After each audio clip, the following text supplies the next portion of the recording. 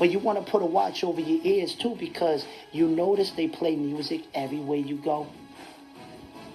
Construction workers all day long.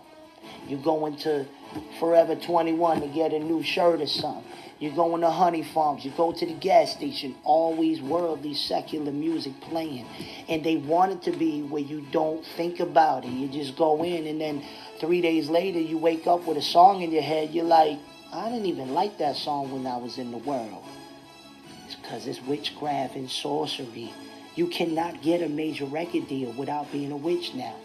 If John Todd said that years ago, what you think it's gotten less or more? Spiritual common sense. Y'all need to make it into a shirt. I'm telling you, we've gotten too spiritual, where people become nuts. We need to get back to spiritual common sense with this. So you are in a war. Witches are praying against you.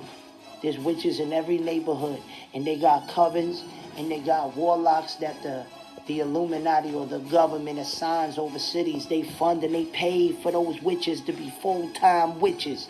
They don't have to pay their rent. They don't have to pay nothing. Their duty is to curse the people and bewitch the people. A lot of these people, you see certain people that just kind of blow up crazy with music because they initiated witches and warlocks and sorcerers. I'm telling you, I better wake up. This war is real. Paul said, as Jannes and Jambres stood against Moses. What you think, Jannes and Jambres weren't real witches? They had real powers. They were able to do witchcraft to try to contend with Moses. The question is, are you being a Moses or a Mosette for my sisters out there? Are you praying and fasting? Because they are. If you knew how much the real dedicated witches fast, you would be ashamed. You'd be like, wow. Oh, shoot. Get under the blood. Get close to Christ. Pray and fast.